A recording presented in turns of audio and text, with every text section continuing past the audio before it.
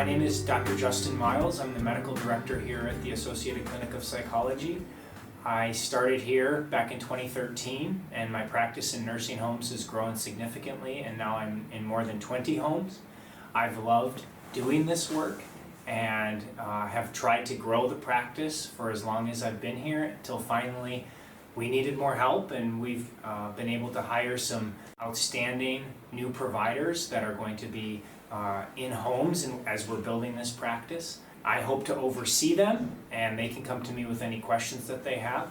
I'm also happy to work with you if you have questions that need to be directed my way. Our goal is to provide psychiatric services to patients in need at their homes, and I think that that's a very important part of our practice, and it's been one that I think has worked very well and produced good outcomes for a number of years. Two of the things that I've really appreciated about nursing home work in the years that I've been doing this. First, I've loved the team-based approach and the chance to collaborate with other clinicians, with other staff members, with other parts of the care team. That's something I don't get to do in the clinic very often. Additionally, I really enjoy the aspect of serving the underserved, and this is a population that frequently gets pushed aside, but those working in the trenches have gotten to learn that serving the underserved is important and needed in this community, and we are there to continue that. Well, you just had a chance to hear from my colleague and good friend, Dr. Justin Miles. He's been a game changer in the Twin Cities around psychiatric care. What he was alluding to, that we have just hired 2 full-time geriatric psychiatric prescribers that want to do full-time work in nursing homes and or assisted living. We have never had that opportunity in the 43 years of ACP. In fact, finding providers of any type, counseling type providers or psychiatric, it's like finding a needle in a haystack. It's just like all of you trying to find nurses and aides and social workers. We have the same problem. Fortunately, I think it's a great match. They will be reporting to Dr. Miles on psychiatric things and things with the nursing home. I'll be involved in it also. I want to point out a few things. Having a psychiatric provider coming into your building is a big deal. In the community, to see a prescriber, you might be waiting anywhere from 3 to 6 months. So bringing somebody into your home to see your patients is a huge asset. Just like a counselor coming in and being bedside. And if you think about it, you're bringing in a therapist and a psychiatrist bedside. That is phenomenal care. One of the things we know we have to be careful of, in October of 1990, the OBRA guidelines came down where we had to get rid of side rails, which was great. We had to get rid of lap and chest restraints. That was great. And we had to really make sure that we weren't using psychotropic medication as restraints. And as you know, those statutes are still in place. And we need to make sure that before we go to medication, we have done non-pharmacological interventions, not one time, but for a prolonged period of time, and then documenting before we bring in psychiatry.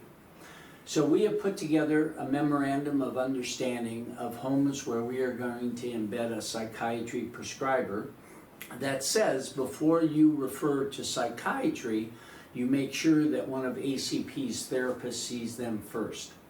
That's best practice. Why? Well, in any case it's best practice, but in a nursing home it's best practice because you're demonstrating you've gone to the least intrusive intervention prior to going to medication.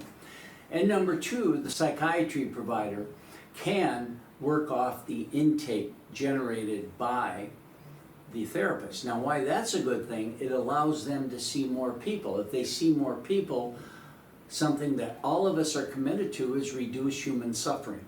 So the more people they see, the better. So we want a therapist to see them first. Number 2, we want to make sure a facility assigns somebody in the building that is the liaison to the prescriber. That could be a nurse, it could be a social worker, and we know if there's staff turnover, that has to be picked up by somebody else. Because A prescriber does not have time, if they're gonna see maybe 16 people in the morning, they don't have time to go look for them in PT. They don't need, it needs to be organized. So somebody can say, we want you to see Bob again because he's still on this antidepressant and he's still depressed, which is probably going to generate a dose increase. Or here's a patient, they're new and we think they could benefit from medication because they're emotionally labile or not sleeping, things like that. But somebody getting in the ear of that prescriber and keeping it organized.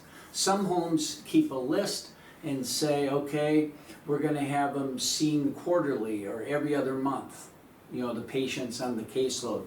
There has to be a sufficient number of people being seen to justify bringing this limited quantity, this limited service into your building. It has to be organized well. Most homes we will embed a psychiatric provider for about a half a day a month, and we need to set up a system.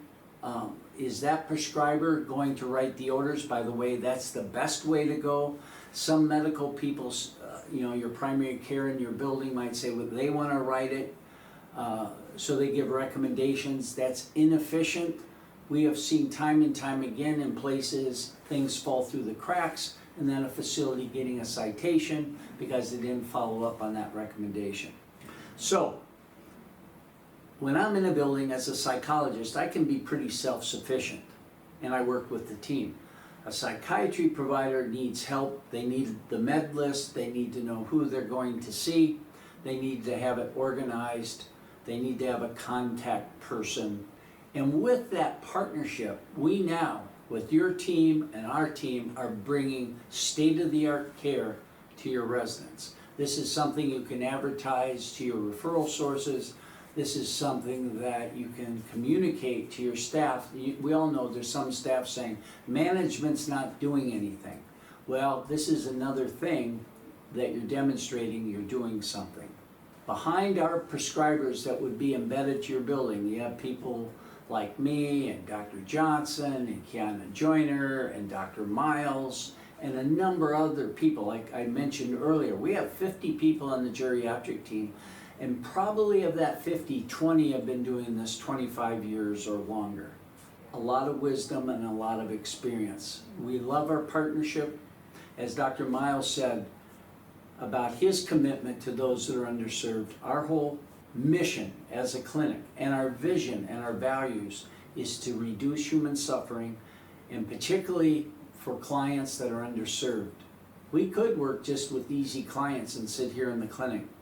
But we are very passionate about coming to the home, working with you all, your team, working with the resident, the medical providers in your home, the family, to get a better outcome. Once again, thank you so much for your partnership.